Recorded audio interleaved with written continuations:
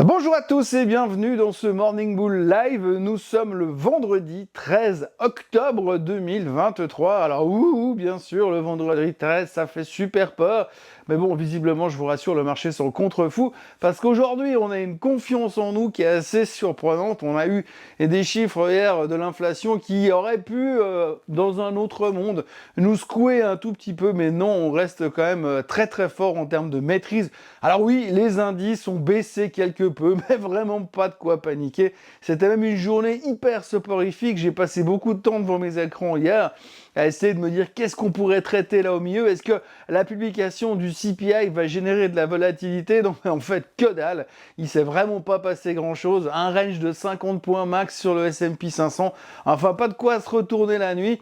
On a juste passé notre temps à analyser les chiffres du CPI, à en retirer pas grand-chose de plus qu'avant, mais par contre, ce qu'il faut surtout retenir, c'est que Monsieur Krugman a encore parlé, Monsieur Roubini a encore parlé, et quand on les écoute parler, d'un côté, tout va super bien, et puis de l'autre côté, comme d'habitude, ça c'est Monsieur Roubini, la fin du monde approche parce qu'on n'a pas compris encore ce qui allait se produire, et que le S&P 500 doit aller directement à 333.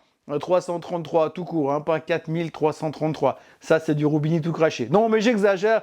Mais toujours est-il qu'effectivement, hier, on a beaucoup écouté les gens, beaucoup réfléchi.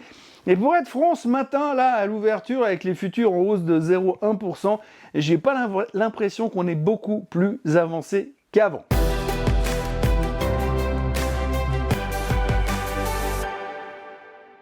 Alors en fait, hier, la publication du CPI, c'était plus ou moins le dernier truc qu'on attendait au niveau de la macro. C'était un peu la dernière annonce avant qu'on commence vraiment à se concentrer sur les chiffres du trimestre, puisque oui, vous le savez, aujourd'hui, c'est la date de lancement officielle des chiffres trimestriels, même si hier, on a déjà eu deux publications qui étaient assez drôles. La première, c'était Delta, qui a annoncé que tout va bien, que les chiffres étaient meilleurs que les attentes, que les projections étaient super et que la croissance du business du transport aérien était en pleine forme. Et le titre a perdu plus de 2%. Et puis, en même temps, il y a eu Walgreens qui, eux, a annoncé un trimestre tout pourri, des chiffres en dessous des attentes et des perspectives dégueulasses.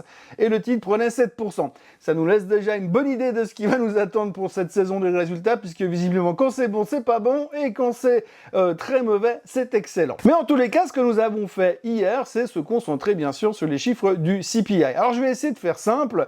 Comme d'habitude, le CPI où on n'intègre rien dedans, c'est-à-dire pas les trucs qui montent, on prend que les trucs qui n'ont pas bougé, eh bien il n'a pas bougé, il est sorti à 3,6% annualisé, et le corps, lui, il montait un petit peu plus fort que les attentes. Bref, ce qu'on voit surtout, c'est que la croissance des prix ralentit, donc ça continue à monter, hein, les prix à la consommation continuent à monter, mais moins vite qu'avant. Et c'est ça que tout le monde trouve absolument génial, donc du coup on a passé notre temps à analyser ces chiffres, mais ils montrent quand même que pour l'instant, ça a de la peine à ralentir, hein, et comme ça a de la peine à ralentir, on commence à se dire que ça va être difficile d'atteindre ces 2%.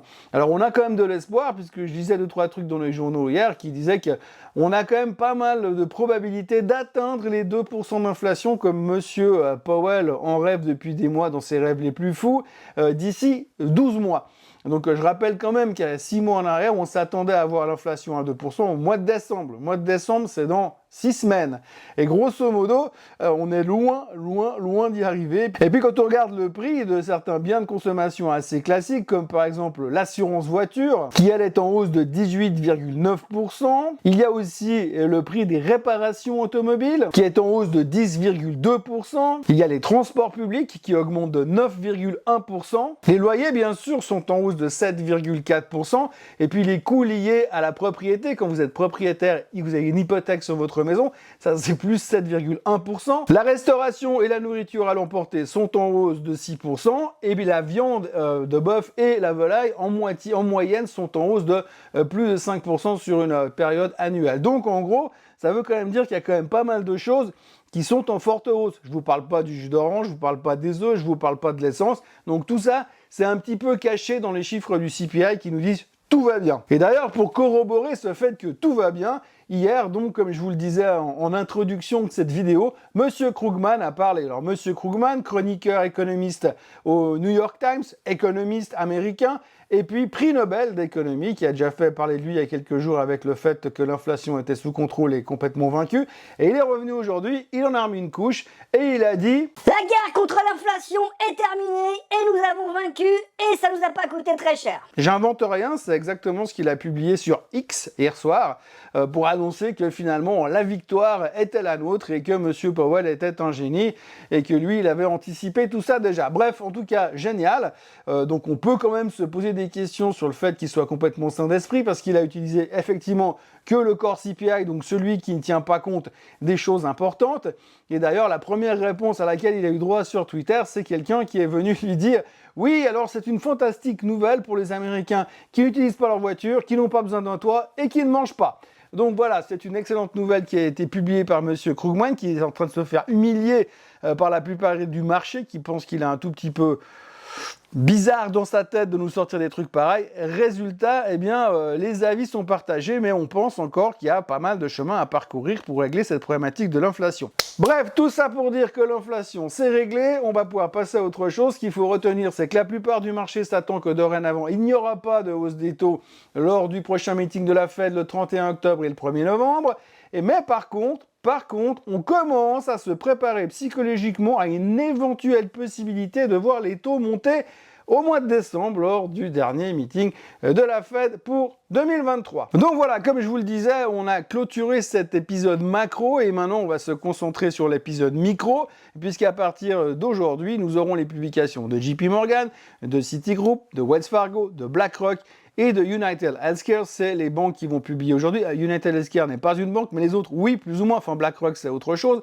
Mais l'un dans l'autre, ils vont publier aujourd'hui. Et on va officiellement lancer la saison des résultats. Alors, de nouveau, question d'interprétation, on verra. Et ça va nous occuper un petit peu, puisqu'on va avoir un espèce de trou jusqu'à la période de la Banque centrale américaine qui commencera. Donc, il y aura une black période autour du 20 octobre. Le 20 octobre, c'est quasiment la semaine prochaine. En plus, il y a les vacances entre deux. Bref, ça va être un petit peu plus calme, mais on va se concentrer sur les chiffres du trimestre en tous les cas. Et puis alors, dans le reste de ce qu'on parle pour l'instant, eh bien, il n'y a pas grand-chose. Et hier, on a vu une volatilité en baisse, on a vu un marché extrêmement calme.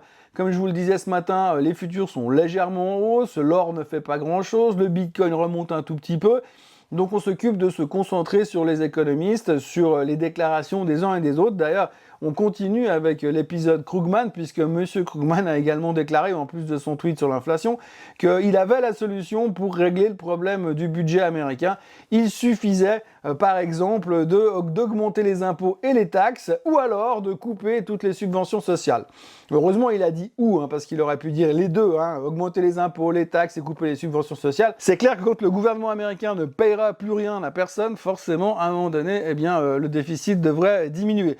Mais en tous les cas, visiblement, je ne sais pas ce qu'est en train de chercher M. Krugman, mais avec ce genre de déclaration faite en ce moment dans un pays qui est relativement divisé au niveau politique, puisque finalement, ils n'arrivent déjà même pas à se mettre d'accord entre républicains et républicains, ou démocrates.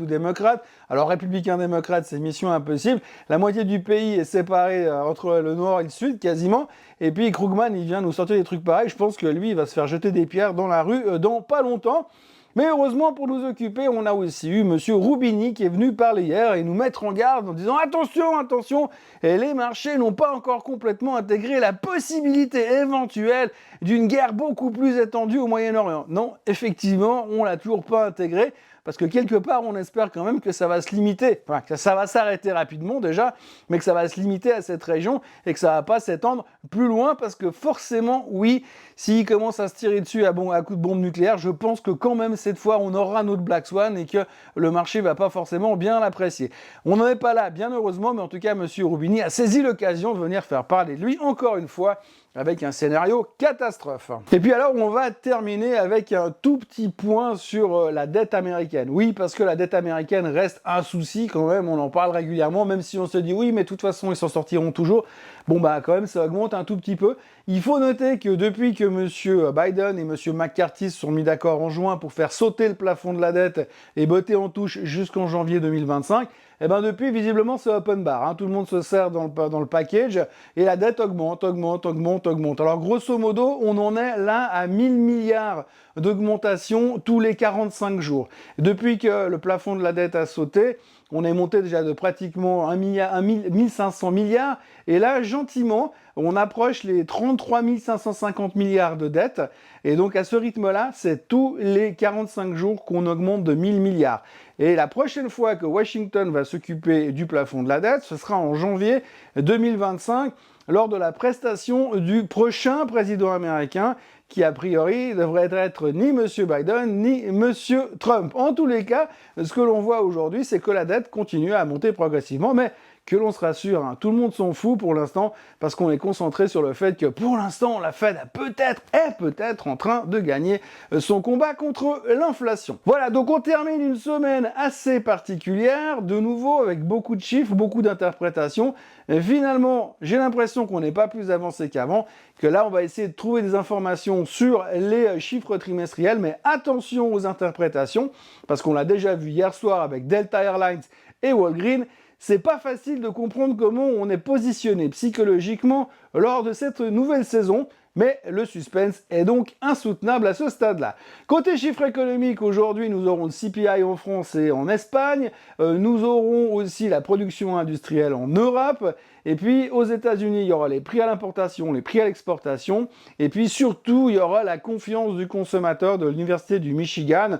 Alors je rappelle pour mémoire que c'est le chiffre le plus clownesque qui existe aux États-Unis, parce que c'est basé sur un sondage qui a été fait auprès de 1000 personnes autour du lac Michigan, sur une population de 360 millions d'habitants qui sont éparpillés un peu partout, mais bien loin du lac Michigan. Je ne suis pas sûr que ce soit très représentatif, mais allez savoir pourquoi, depuis des années, Wall Street trouve ça passionnant. Voilà ce que l'on pouvait raconter pour ce dernier épisode, ce dernier Morning Bull Live de la semaine. Je m'excuse encore hier de la publication tardive, mais les mystères de Final Cut Pro et de YouTube sont impénétrables, donc résultat, ça a pris un peu plus de temps que d'habitude.